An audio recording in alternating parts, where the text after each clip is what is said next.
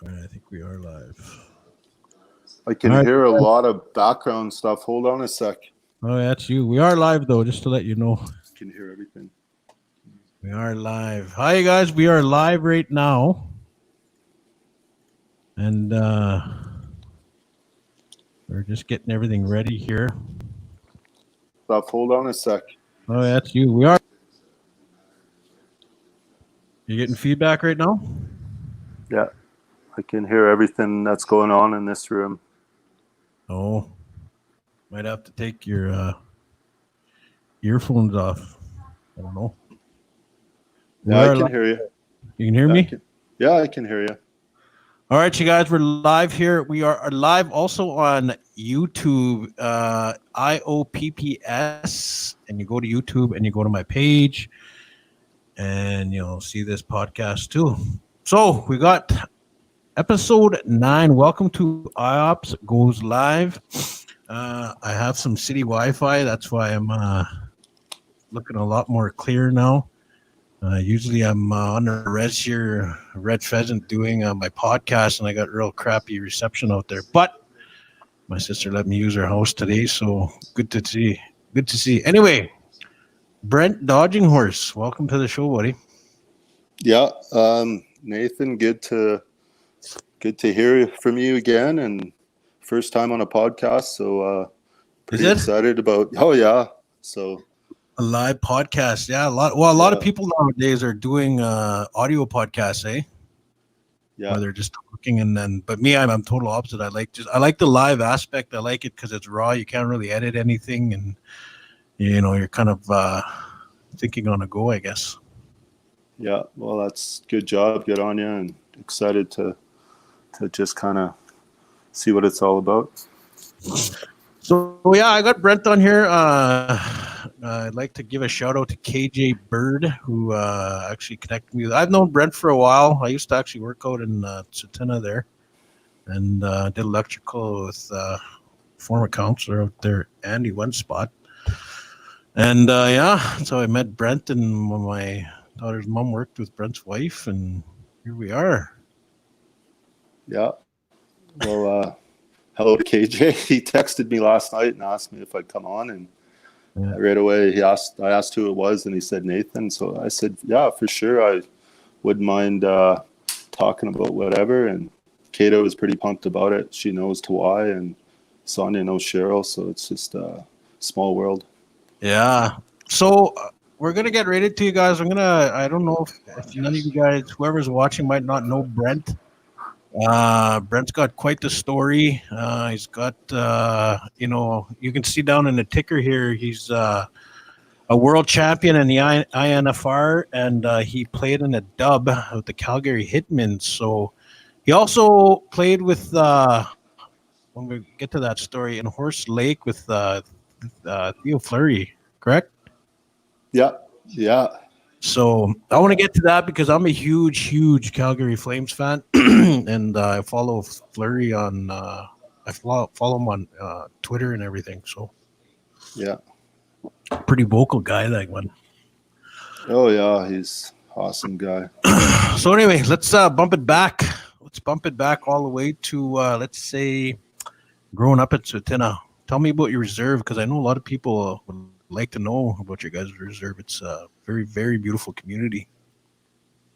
Well, Tsutina Nation is on the outskirts of the southwest side of Calgary. We're part of Treaty 7, and we're Dene Athabaskan First Nation people, and we're part of the Treaty 7 territory.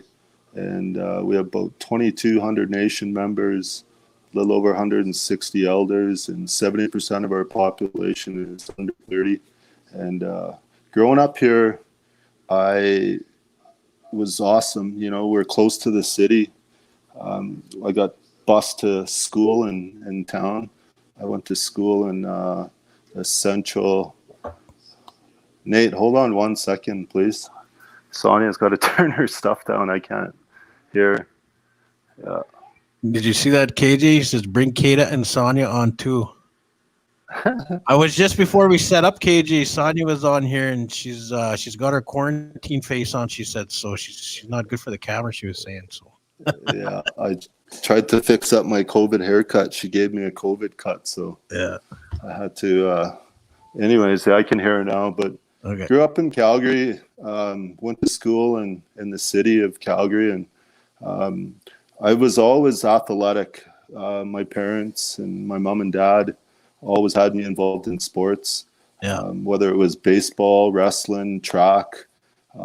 Everything I did was very competitive because we had 7 to 8 kids. Almost there's times when we had up to 10 kids in our family because my mom worked for Child and Family. So Yeah. we always had sports involved in our family, and whether it was hockey, baseball, football in the backyard, everything was a fight or fight for this or, it was, we grew up around that. So it was just something natural, and I'm grateful for that. But there was also the downsides too of like having to, like a low income family and having And this, that many kids. and So this there was a lot of, is before when Satina was like not where you guys are now.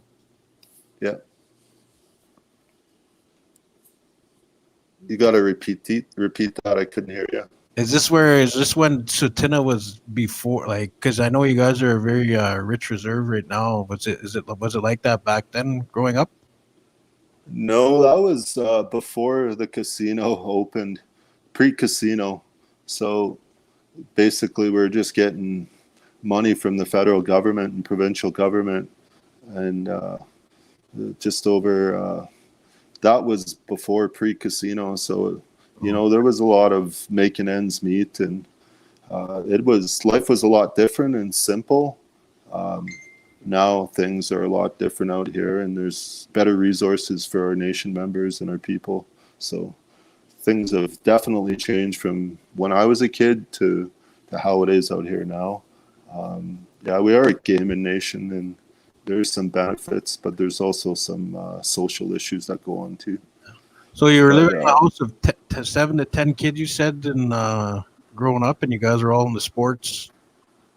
yeah, yeah. So my stepbrother Jody, was a good hockey player. He played double A and played a little bit of junior. And my other brother Mason, he wasn't into competitive hockey, but just played a lot of ODR. And my older sister was in competition, but of course, she had to quit early because she was diagnosed with MS at 17.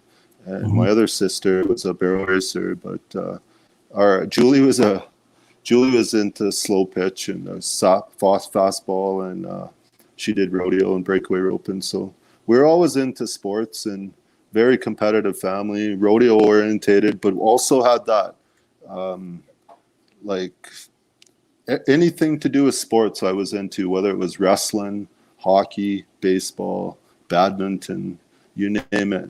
I was doing it, and then I eventually just start getting noticed at a young age where I could play AAA or bantam hockey, and that's where the hockey kind of took off. And Yeah.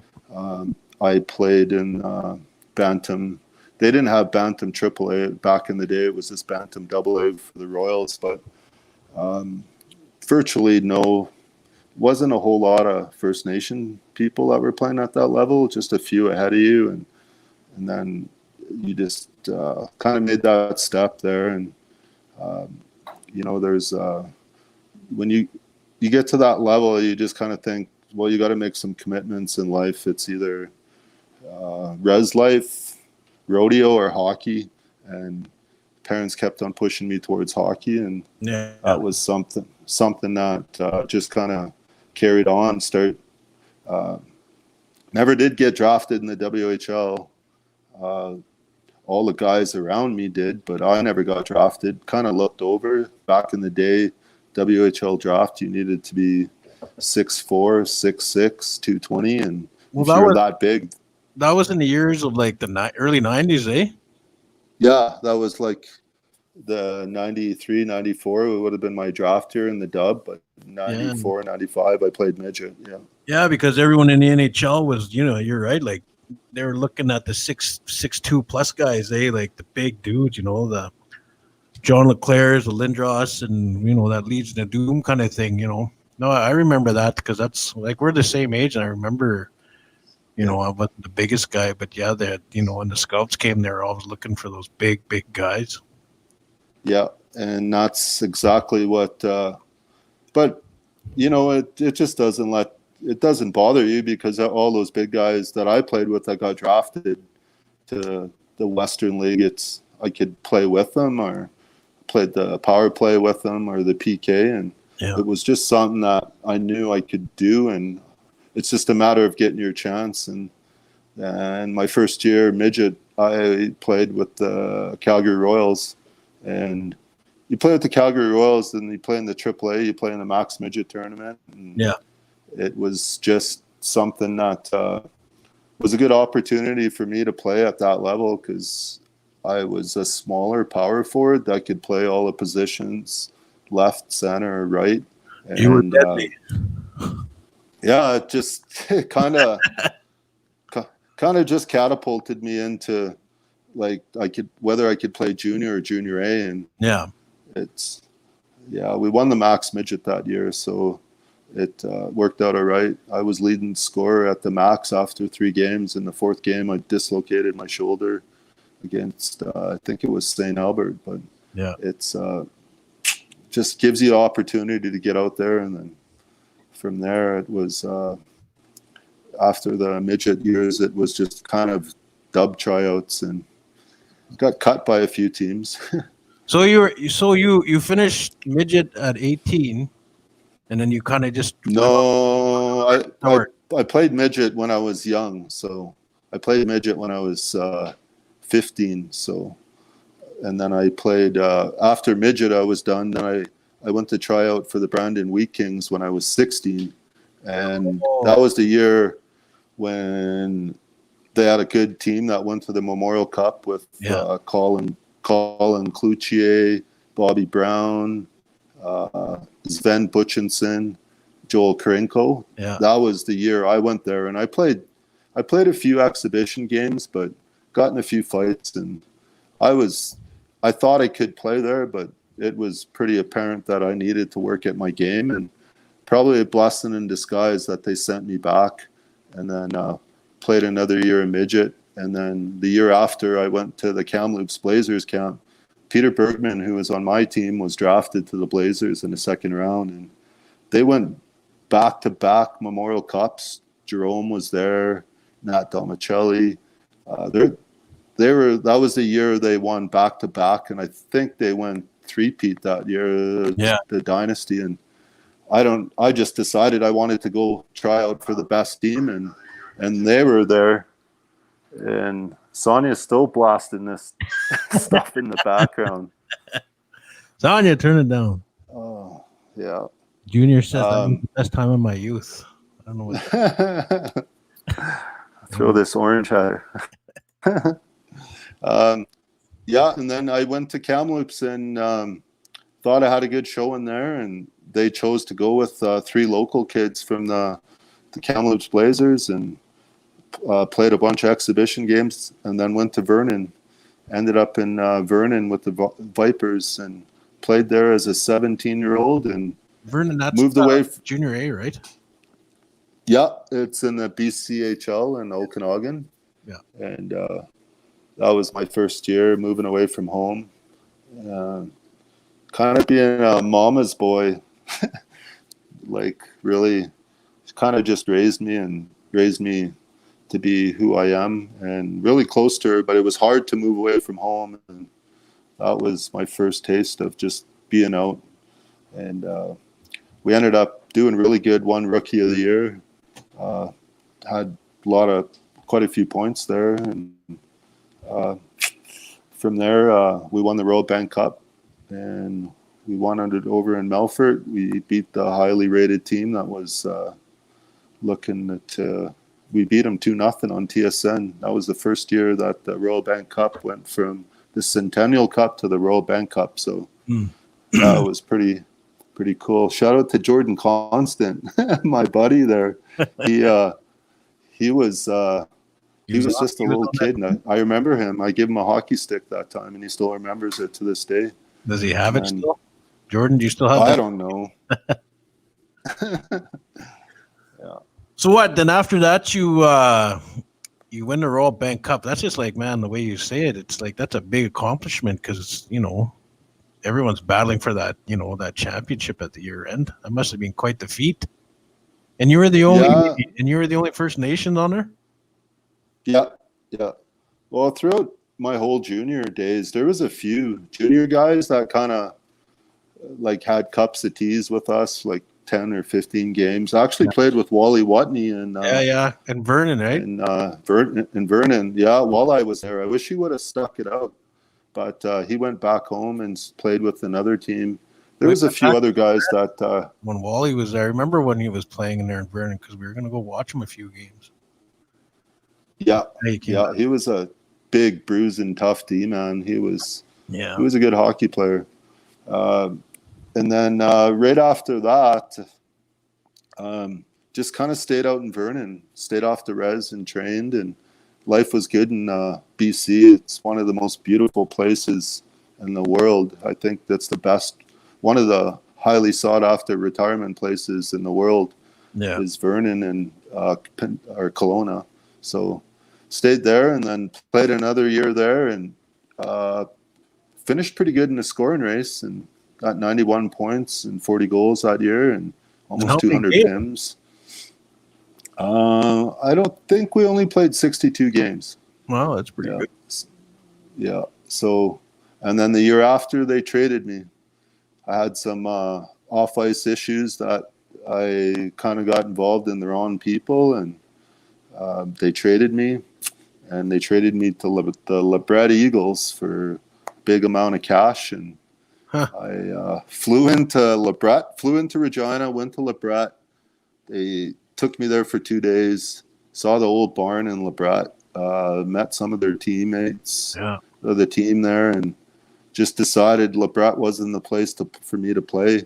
I needed a change. I was kind of pissed off that I got traded, and LeBret was trying to make a big run for it. They had a pretty good team there, Jerry Cunningham. They had a bunch of good guys, and they were making a run. But I defected, went to the USHL, ended up getting paid pretty good money there.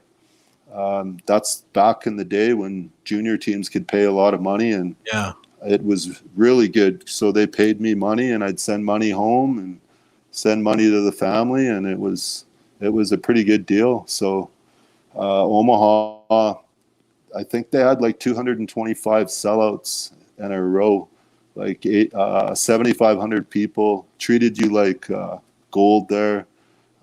Big, good booster club, and they treated you like you're in pro hockey. So I liked it there, but I had a mutual agreement with the coach, Mike Hastings. He ended up coaching the World Juniors for the U.S. team later on. But our mutual agreement is if I ever got a call from the WHL, I was going to go try it out, and if it didn't work out, I'd come back.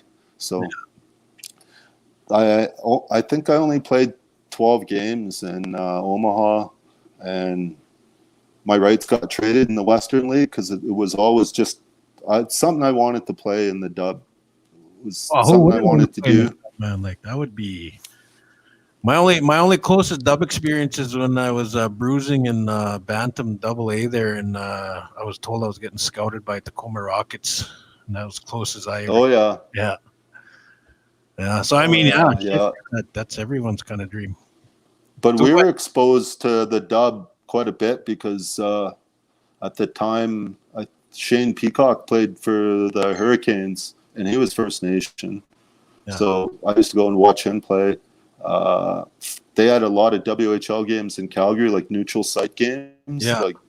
So I used to watch Pat Falloon and all the guys at the Dome. So that's what kind of got me going. That like if I ever wanted to play junior, it was in the dub. But I got a phone call from the Calgary Hitmen one day, and I think it was like November, and they traded for my rights. No, actually, my rights belonged to Kamloops. They dropped me. Saskatoon picked my rights up. They dropped me, and Calgary picked. Yeah, Saskatoon owned my rights for like 2 months, and they decided they were going to drop me because I went to Junior A. junior A route. And they never did call me, but then the Hitmen picked me up. They picked my rights up and they called me and they asked me if I was ever interested in coming on a 4-day tryout. And I thought I might as well just fly home to Calgary, come for a 4-day visit or however You're long still it in the may States be. right now, right? You're still in the States when this is all going Yeah. down? Yeah, I was in Omaha.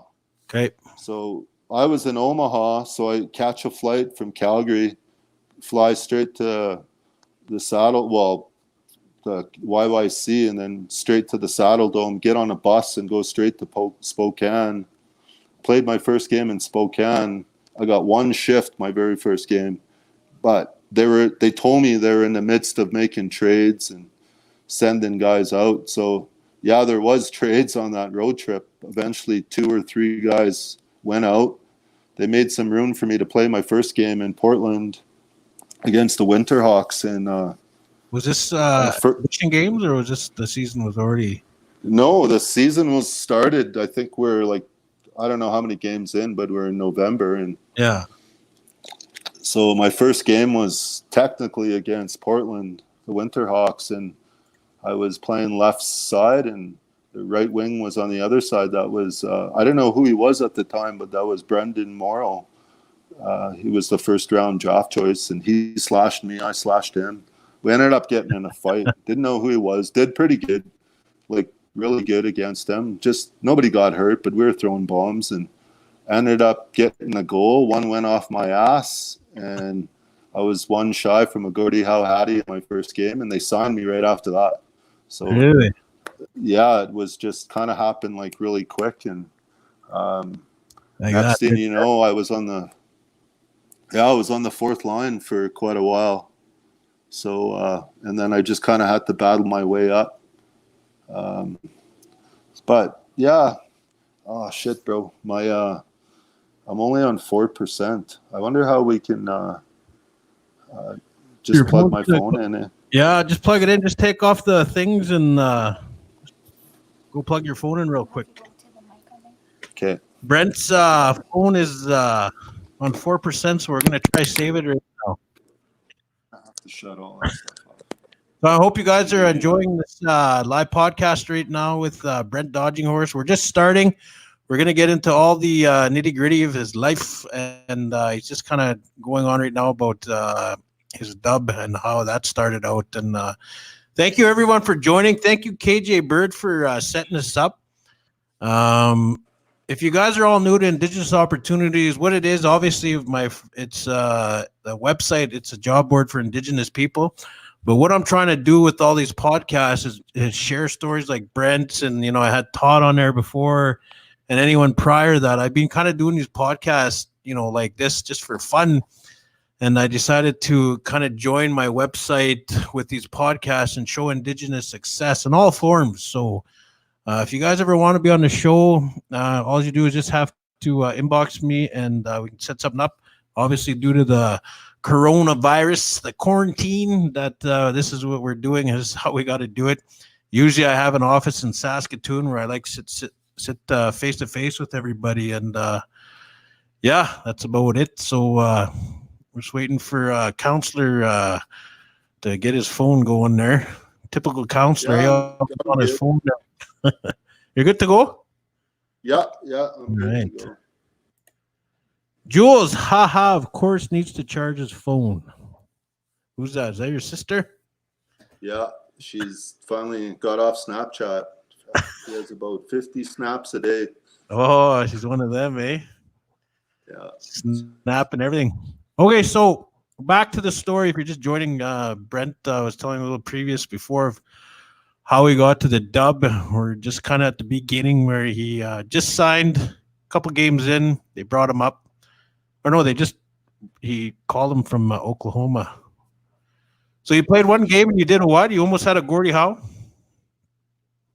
Yeah, I played my first game in Portland, and like I said, my first goal was right off my ass and went in and got in a fight in my first shift and just one assist shy of a Gordie Howe Hattie, and the GM come in right after the game and gave me a contract and told me to sign it. So he told me I'd be sticking around. So after that, it was good.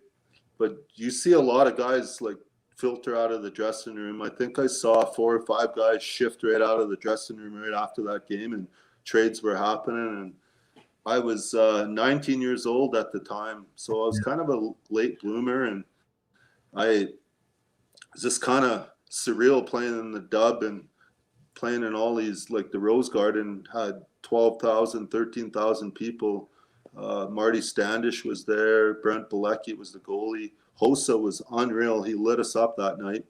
I think he had 4 goals, and he literally did whatever he wanted it to our team. He was so talented, and that was the year he got drafted the first round to Ottawa. Yeah. My buddy Chris Jacobson played with him when they won the Memorial when they're in Portland. Oh yeah. Yeah. It was probably the year he got drafted. And he broke his leg there in I think it was in the final game or something, and they brought him out back on the ice. I don't know why I remember that. Yeah.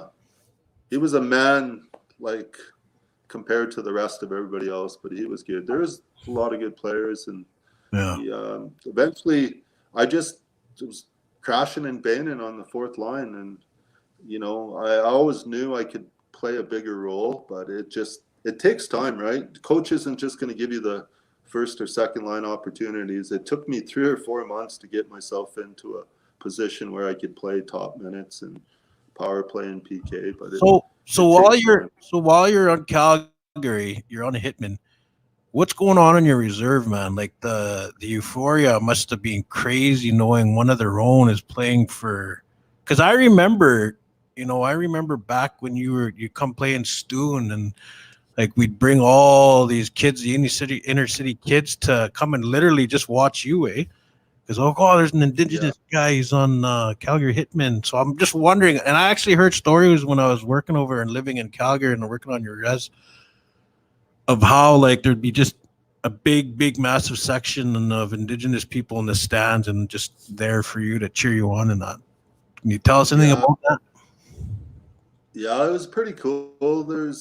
I think it was more of like Treaty 7, and everywhere I went, whether it was Edmonton, mostly Calgary, Lethbridge, Saskatoon, Brandon, there was a lot of First Nation people, and I'd have to say thousands. It wasn't hundreds, but it was thousands, and it was pretty cool because I had a lot of friends that played hockey, and it's just kind of shows you like the support that you get in First Nation country, and anybody that makes it to a high level, like they always get that support, just like Ethan or Laquette or Carey Price. You get a lot of followers, and you kind of get molded into a role model. And on our nation, it was good because I was already playing junior, and I moved away at a young age to play at 16, 17, and I was 19. So I lived away for like 2 or 3 years.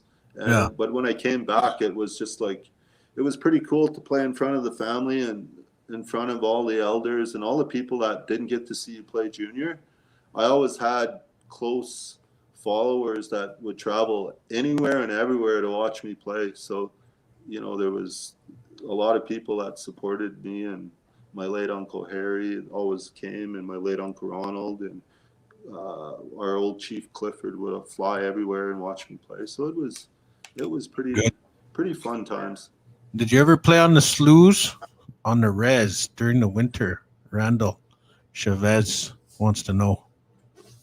I couldn't hear you. Sonia is playing her stuff in the background again. Randall wants to know if you ever played on the slough on the res during the winter. Oh yeah. Can you see these questions here? Yeah. Oh yeah. Yeah, I did. I played. So we live in a valley right along Fish Creek, and we have a creek down here. So my cousins used to go down there and shovel everything, and we'd make our own little rink there. And then when I was a kid, there was sloughs up in the fields. My dad, that's where we learned how to skate, was in the fields in the slough. And then I skated in the ditches, Yeah. and me and my brothers, and we literally skated on the road. That was our entertainment and fun. But yeah, man, those are the days. Like the I, kids are I so think spoiled a lot of nowadays. I think a lot of kids like our age, well, a lot of kids our age, as people our age, man, growing up, like everyone's got that slew story, like because we didn't have what everyone has today, this technology. So it's like get your ass outside and go play wherever you got to play. So yeah, I remember playing on hockey on our reserve there on the sloughs. So Randall, yes, I Yeah. guess that is the you answered his question. Is Randall a band member? Okay. Cool. You having trouble hearing me or what? I got No, I'm okay. you're good I now. just have a annoying lady over here that keeps on playing her music, and I'll go she's doing it on downstairs. purpose. So now you're playing in the dub. You're 19 years old. You're playing with. I think you guys did pretty good that 1 year in your. Like, how many years did you play in the dub? I played 2 years. Yeah, it's 19 and 20-year-old season, so 2 years. So we ended up having a pretty decent run our first year. Made it to the playoffs. We made it to the Western Conference final, which was pretty good. Um, I guess it was just, I have to tell you, it was a really tough time playing in Calgary because we were just getting over the Gray and James era. So when I went in there, there Oh was a lot shit! of controversy. There was a lot of controversy, and there was a lot of under stuff that was never talked about because he coached there in the initial years. And actually, I was on their protection list when I was 14, but I never did go to camp or nothing. But there was a lot of stuff going on there. But there was new GMs that came in there, Kerry Bracco at the time. So uh, Kerry's job was basically to try to change the franchise and the stigma around Calgary. And Brett Yeah, the Hitman Hart at the time was one of the owners. Late Chuck Matson, Theo Fleury, Joe Sakic owned the team.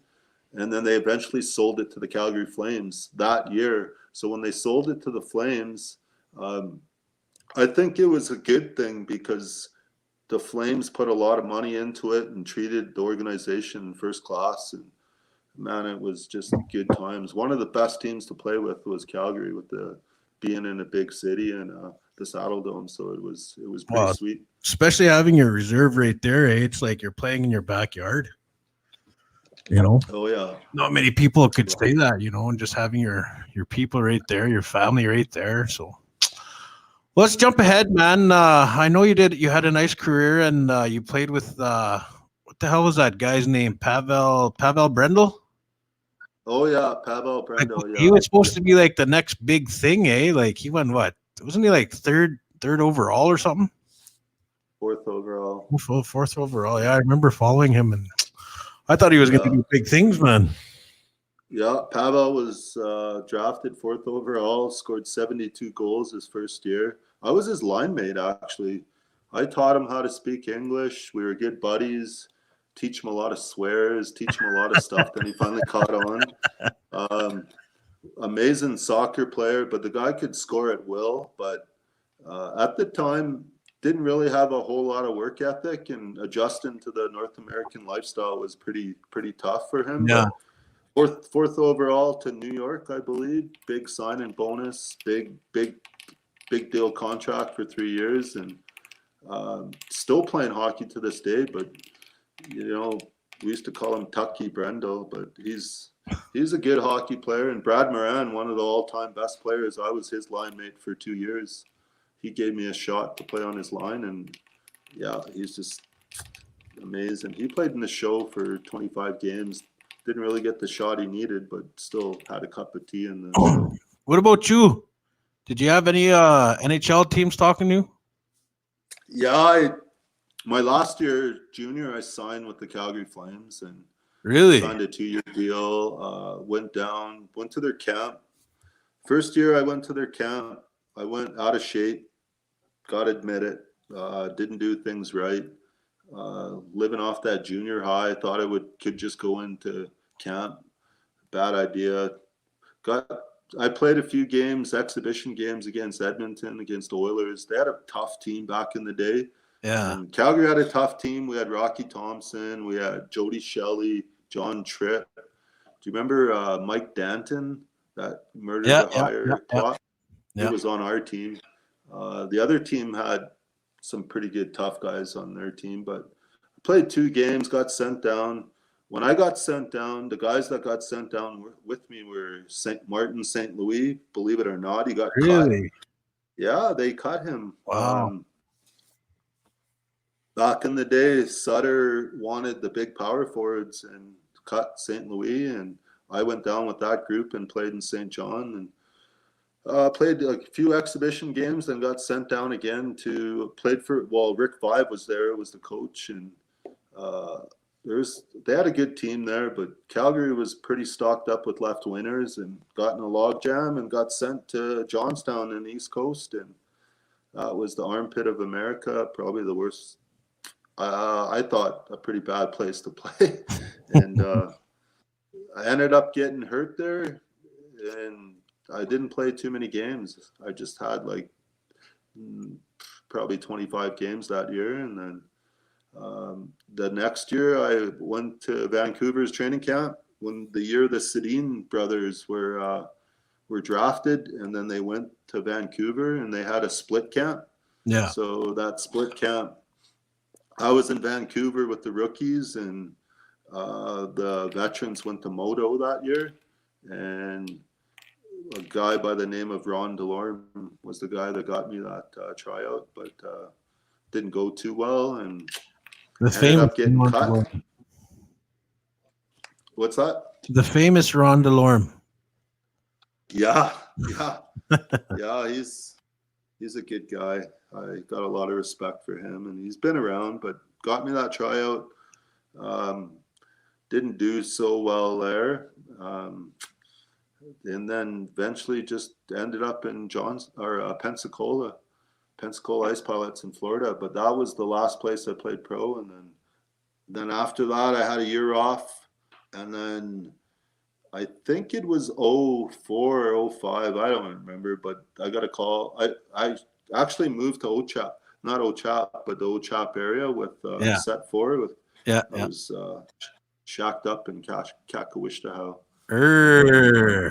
Yeah. Played out there for a couple of years.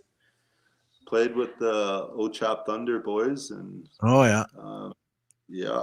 so Everett Bear and all his crew there, and Ethan's older brother. We watched Ethan play when he was a young kid there, the old Fred Bear Memorial Arena that burnt down.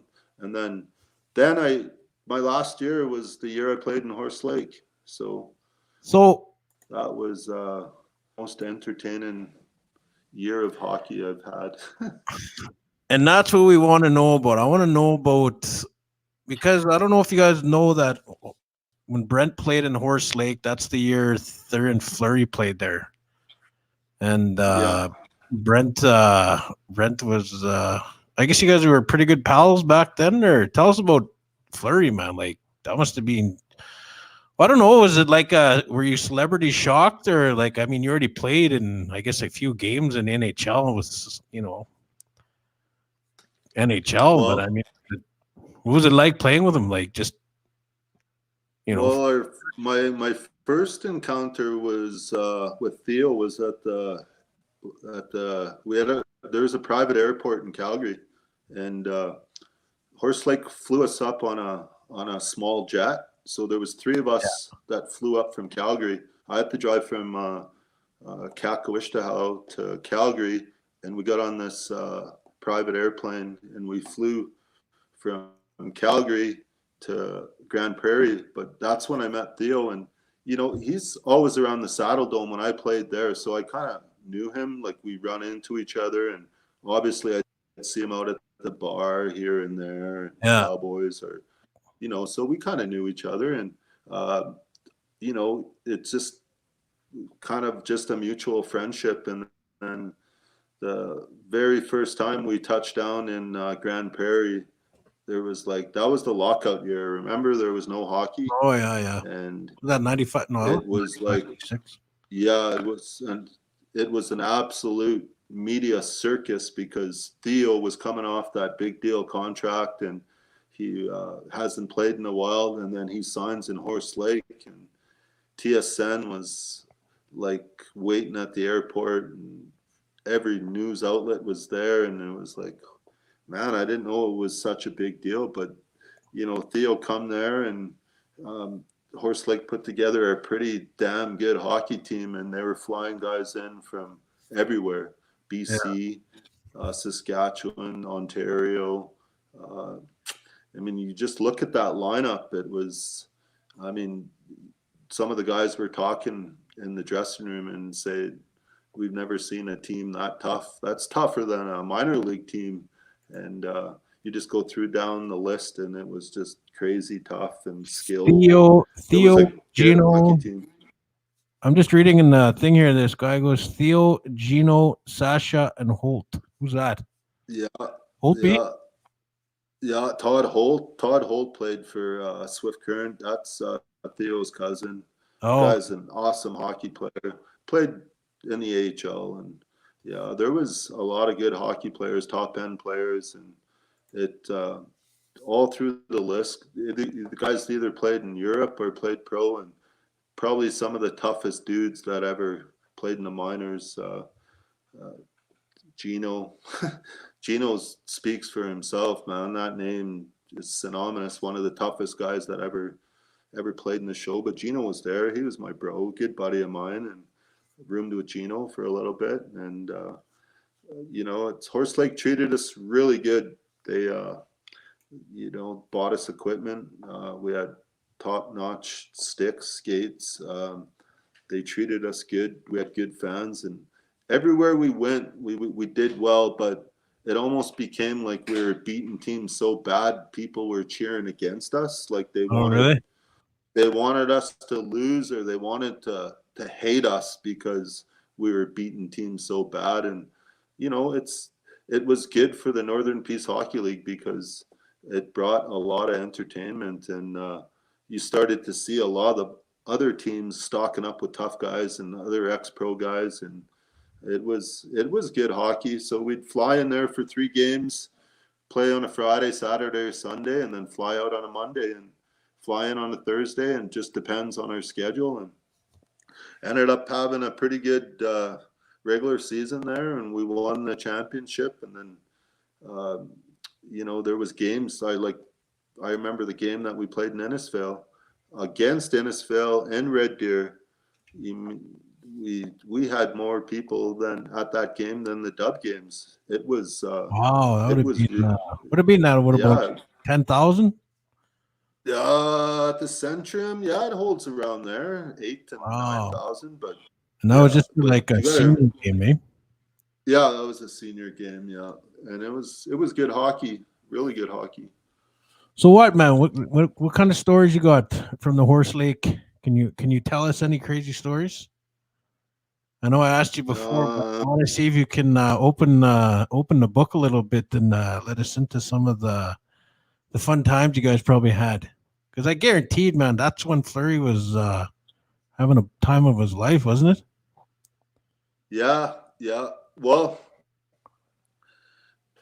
Theo was we became pretty good buddies there. We used to like hanging out at the bar, and we'd just gamble a little bit. And I remember, like, you're kind of starstruck with Theo, and Yeah. uh, there was some days you just, he's just one of the guys. But he always treated us good. And um, I remember he asked me to drive for him, and he's like, Dodger, we're gonna go out tonight.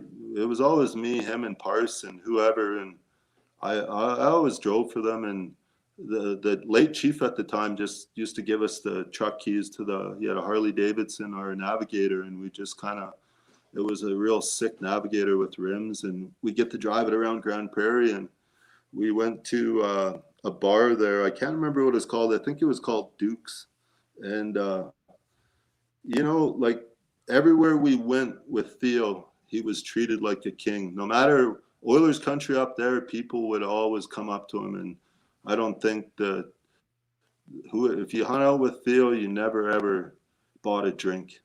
People would Really? comp you, people would buy you drinks, they would treat you so good. But it kind of blew me away because we were just kind of sitting back watching, and you kind of had to watch out for Theo too, because you're up in northern Alberta, and you got to watch out for him, right? Because Yeah. Theo likes to speak his mind, and he'll tell somebody to fuck off if he needs to. So you got to watch him, and that's why Parse was always there. Steve Parsons always took care of him. But I remember there was a band playing there, and all of a sudden Theo is on the stage, and he just cracks out with a Jimmy Buffett song, and I didn't know Theo can sing, and then here he is on the band just giving her sin and lead to a Jimmy Buffett song in Margaritaville, and just absolutely killed it. And then that's just one time I remember of Theo, but just a good guy. And there was times where like we'd go to other bars and he would just knock off 2 or 3 songs, and he was kind of like a little mini rock star, and he was fun to hang out with. And definitely the after parties were good, because Theo had the suite up at the GPI in the Grand Prairie Inn, and we would have parties there at the hot tub, and then next practices in the next day, and we're back on the ice sweating the poison out. So it was good times. Yeah, I mean, well, right now as of today, I think he put out a CD and all that. Hey, doesn't he have his own band now and something? I think so. Yeah, I wouldn't doubt it. I know he was talking about, like, he had a studio, and meeting his mom and his dad, the old fox there, they call him, and they were all into music. And Theo's really proud of his Métis culture, super proud. And at that time, I have so much respect for Theo, because I knew what he went through. I knew some of the struggles that he was dealing with. Yeah. And for him to actually come out and talk about it, and be able to play in the NHL, and be able to cope with all the stuff that he went through, I have so much respect for him. And I hope one day that he gets the Hall of Fame, or gets voted into the Hall of Fame, because I think mental health nowadays is so important. And now that he's talking about it, now he's leading the way, like he's a true role model. I saw Theo at that time where, there was a lot of issues going on, but he turned himself around, and I have so much respect for him. I saw him last year, I believe, at the Indigenous Awards, and he's doing really good, and he's happily married. And I just, guy's unreal. Just one of the most talented hockey players I've ever played with. Just, it's like when he stick handles that puck, it's just like a yo-yo. It just follows him everywhere. Yeah.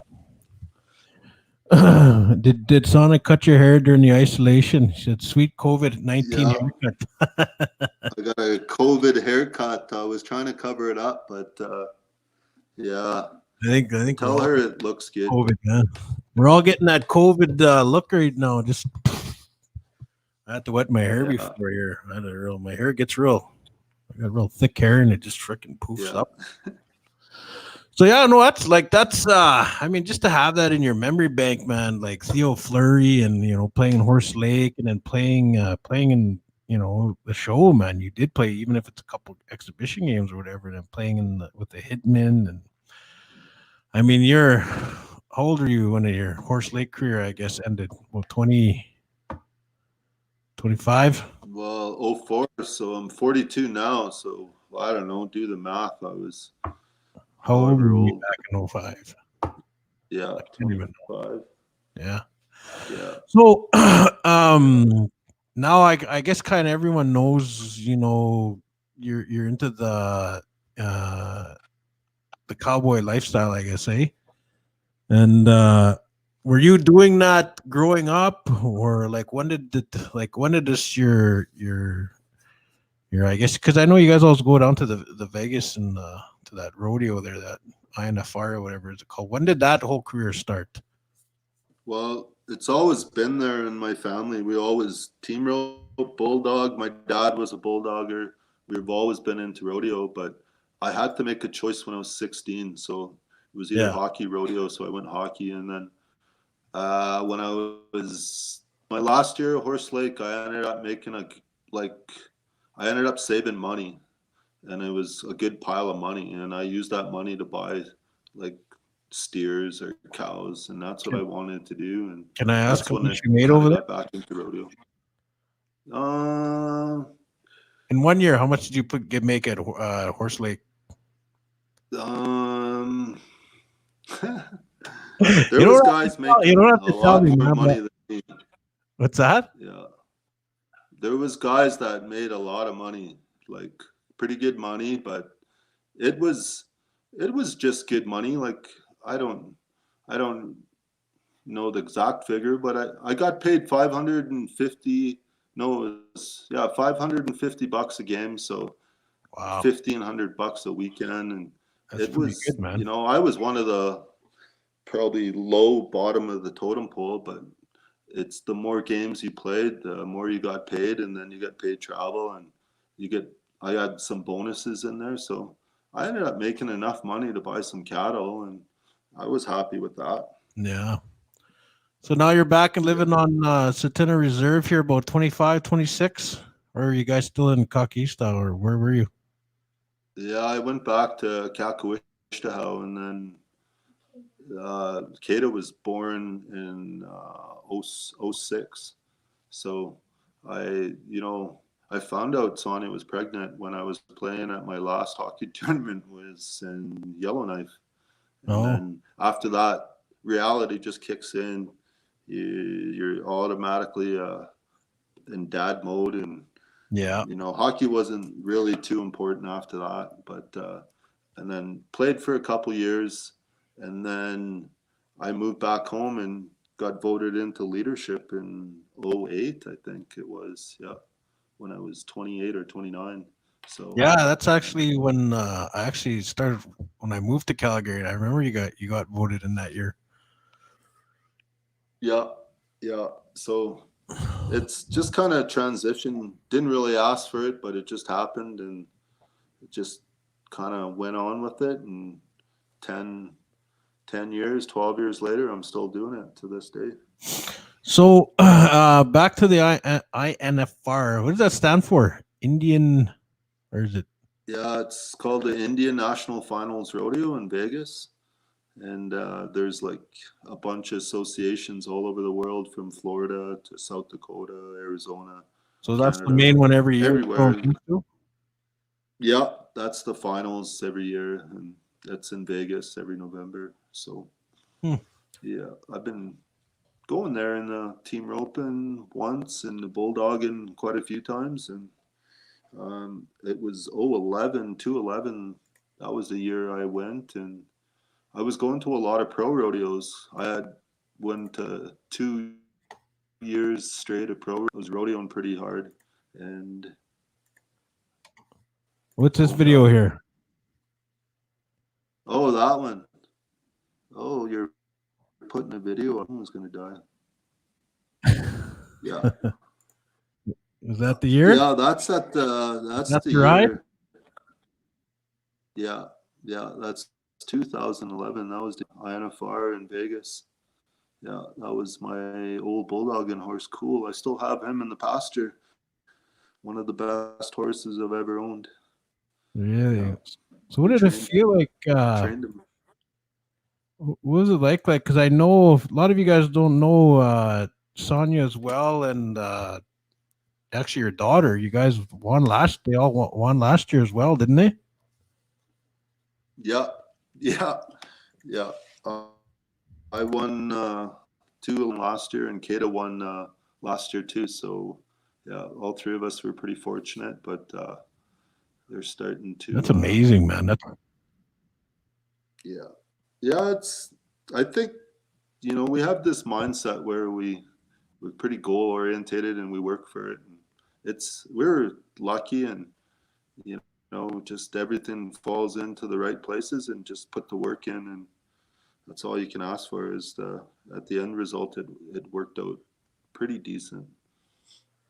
Well, I follow Sonia on her Snapchat, and I always remember seeing you guys always pushing Kata, and Sonia was doing her barrel racing and fundraising, and all the work and time you guys have put into that, eh? Like that's a big commitment. And I know when we had a rodeo out in our reserve, you guys were there as well, eh? Following that little circuit.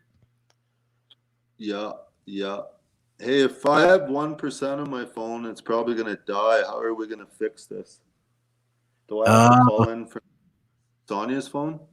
it'll shut off, and then we'll have to restart again. So let's just go. If it shut off, it shuts off, and then we can always do another one another time because we've been giving her for an hour already. So time flies when you do these Holy podcasts. smoke! Yeah.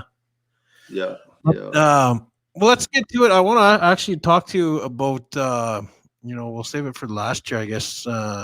Congratulations though for you guys being successful in that rodeo. I think that was pretty badass. I shared a big thing of it on my page here of Sonia and Kata there in their championship pictures. So that was pretty good. And hopefully sooner than later, I can maybe get all you guys on here and we can talk about your rodeos and your championships and all that. But trying to get a little more serious here. I know I asked you just prior, but I know you're recently, maybe within a year, you were diagnosed with MS. yeah, yeah, yeah. And March 10th, I was bucked off a horse, and I've had symptoms a year before. So Yeah. they say when I got bucked off a horse, and that triggered my symptoms. And March 14th, that's when my life changed forever. I had like 10 out of 10 headaches. I could barely walk. Um, every all the symptoms of MS kicked in, Yeah. and I was bedridden for 2 weeks. Couldn't eat. I was like vomiting, throwing up. My life just completely changed. I was blind, and I think it was my right eye. I was going blind, and I lost all my muscles. Probably within about a month and a half to 2 months, I went from 235 pounds, 240 to 167 pounds, right down to nothing. Wow. Eh? Lost everything. Yeah. So it was a pretty traumatic time. I had to go through brain scans, finding out what was wrong with me, blood analysis, DNA tests. But MRI, I went through the first MRI, found a bunch, like 5 lesions on my brain. So I either knew it was either cancer or MS, one of the two. I Yeah. knew it wasn't concussions. And then was diagnosed with MS. Uh, and then I went back for another MRI, and I had 13 lesions on my brain. So it was growing like really fast. And we just got introduced to, I was really scared because I know what MS can do to people. I know if you don't take care of it right away, it takes your livelihood, and eventually it could kill you. So we studied on it. We read books. We prayed. We did everything I could to try heal. And I was given time off work, so I just read all the books I can. My wife ran into a lady whose son had MS, and he's been dealing with MS in a natural way. It was called MS Hope, and they Mhm. reached out to us and gave us all the details on MS and how they treat it the natural way. And it was all based on diet and nutrition and healthy living and vitamins. And I knew it was going to take a long time for me to recover that way, but that was the way Yeah. I wanted to go, because I didn't want to put my system in. Hey, Sean Billy, how you doing, bud? I used to play hockey with him, with burn stick days. But anyways, it was really a tough time because I didn't know where my life was going to take or go, and it's traumatizing when you're diagnosed with one of the most complicated diseases out there in my mind, and there's a lot of times there's no cure. There isn't no cure, and most people end up in wheelchairs or walkers. Their body shuts down, and it's taken a lot of time for me to get to that point to where I can deal with it. And I followed the diet to a T. My wife helped me lots. My daughter, it was kind of like buying into a whole new lifestyle. So I don't eat sugar. I don't eat carbs. I eat a lot of veggies and protein and citric fruits, and that's it.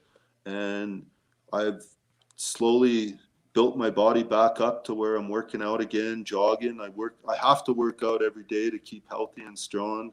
And I Yeah. just follow basic principles to get through everyday life, because my life's changed forever, and I didn't know if I was going to be able to work again, but I got my body back. I'm able to do a lot of things that I couldn't do before, and I got reelected as a council, and I'm grateful for the people that believed in me, that that I could beat this. And it's not that I want to beat it. I just want to respect MS, and I want to learn, and I want to get better as a person and get stronger. And That's actually people, that's pretty good how you said that. You want to respect it, instead of beating, because yeah, like, hats off to you for saying that. I think, just acknowledging that, it's like you're respecting it, and you're like, how can you live the rest of your life in a good way, I guess, with it, eh? Because yeah, and that yeah, was the sorry, go yeah. ahead. I thought I thought that was the key for me, is when you deal with a traumatic experience like that, you lose your spirit. And when you lose your spirit, you get lost. You either be lost, go to drugs, alcohol, excuses, or if you find Yeah, yourself, and I'm lucky that and I went the traditional route, and I found my spirit, and it gave me the strength to not fight, but to respect it and learn about it and learn to live with it. And now I'm 1 year in, almost 2 years with MS, but 1 year in of complete healthy living, like to the T, to where I'm getting strength every day. Where I'm finding that people that have had MS and live healthy lifestyles can reverse their illnesses. And wow, I have an autoimmune I have a autoimmune disease, and there's a lot of people out there in Indian country that have diabetes or RA, rheumatoid arthritis, or Crohn's or colitis, that if we don't feed the disease, feed it sugar, feed it carbs, feed it the bad stuff, then you can really better your life by what you put in your body. And it's so important to treat your body good. And it's taken me a long time to learn it, but I'm so grateful that there's people around me that help me, and people that come into my life. I have a lot of health mentors that help me out.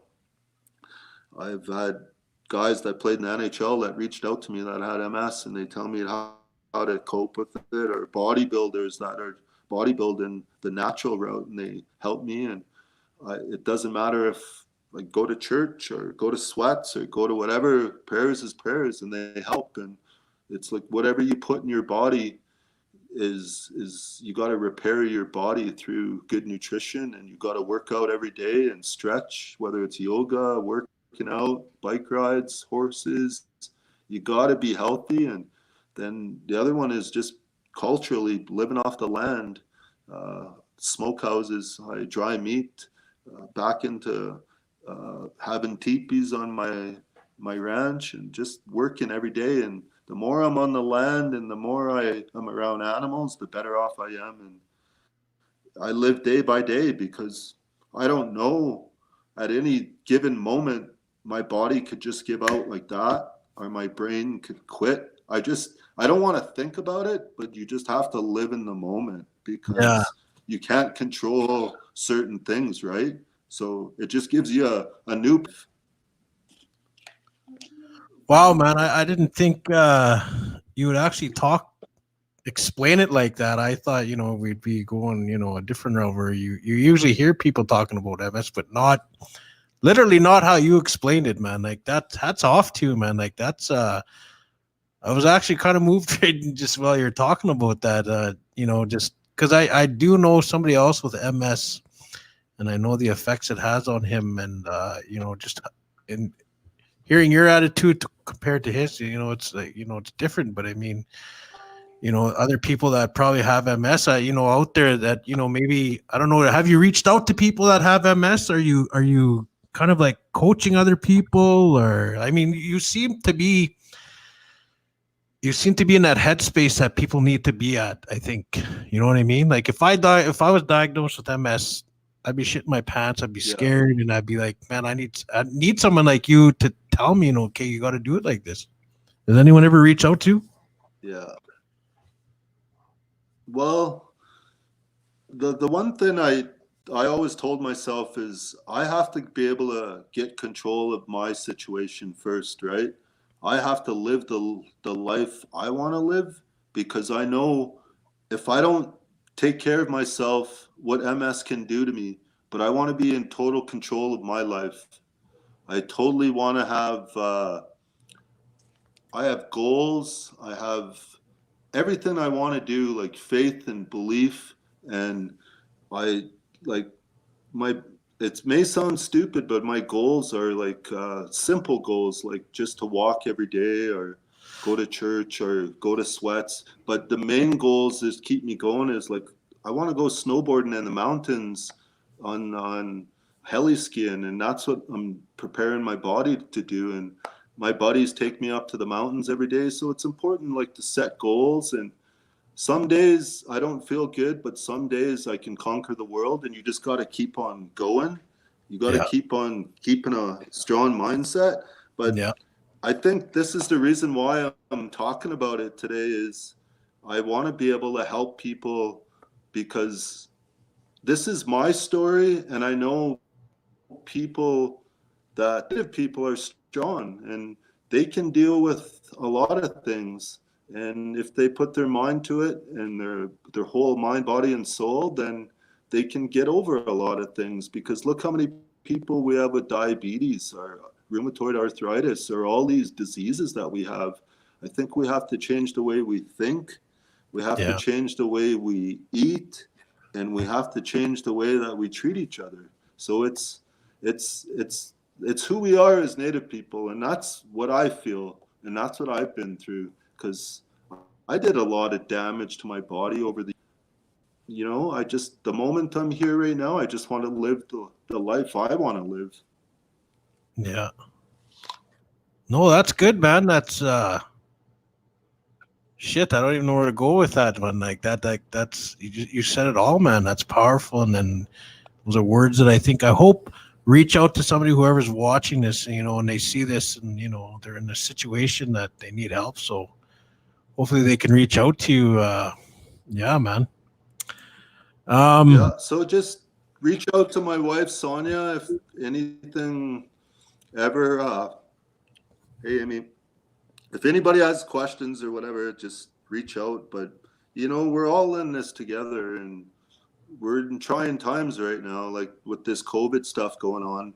This is reality. It's real, and everybody's on lockdown. And I just think, First Nation people, Indian people, we're used to being put into tough situations, and it's up to us to lead our families, the kids, and be strong mentally, have good prayers, and set the examples, right? And we have to beat this curve, and we are gonna come out of it, and we're gonna come out of it stronger than ever. Yeah. No, we are. Yeah, I believe it, and I think I personally think Mother Earth is healing herself, and you hear a lot of stories that people can see the sky now for the first time. There's no more smog and all this. I don't know. I think it's just what Earth, what Yeah. we all needed as human beings, is slow the fuck down and take it all in, and like you said, live in the moment. And a lot of us are like plastered on our phone all the time, and it's like we gotta make sure our phone gets us before our mind even connects with the moment, I guess. I don't know. Yeah. KJ, look at that. The only thing stronger than Brent is his phone battery 1 hour on 1%. I have an iPhone 4, so iPhone it's 4. outdated. Wow. So I'm surprised it's working. So I'm gonna start yeah, but start a GoFundMe page for Brent and a new phone. We're gonna upgrade him to an iPhone, whatever, iPhone 11. Donate to. yeah, I might go back to a flip phone. Well, Brent, hey man, shit. This was I think one of my better podcasts, and I thank you, and thank you, KJ, for setting this up. I'd love to do more podcasts with you, and maybe we can focus on the MS, and maybe start doing something like that if you're interested. And because I honestly think, man, you got you speak it right? You say the right words about it, and it's like a kind of. I just like the way how you tell it. Yeah, well, appreciate it. Thanks for having me, and first time on this, so really appreciate it. And it's good things you're doing. And the one thing I really like is what you're doing for the community. Maybe tell the people about your little organization and how you raise money for your community. Oh, I did a Chase Yace, and now it's like kind of everywhere. Yeah, I was literally we were doing bingos and we were trying to raise money for our reserve, our school, and the bingos we were making like there's like 20 staff and you'd make like 300 to I think we lost them. Anyway, I guess yeah, I do Chase Yace. I'll tell that another story. I think Brent's phone finally died. His 1% finally, yeah, Sonny said his phone kicked out. But anyway, thank you guys for joining. Stay tuned for more. I guess tomorrow I'm going to be doing a podcast with Gino Ojic's son and KG Bird's nephew, Boston Bird. So thank you guys for tuning in. I hope to see you on the next podcast. My name is Nathan. The show is called IOPPS Goes Live. Check out my website. There's no jobs in there right now, obviously, because what's going on. But sign up if you guys only want in the future. And I will see you at the next one.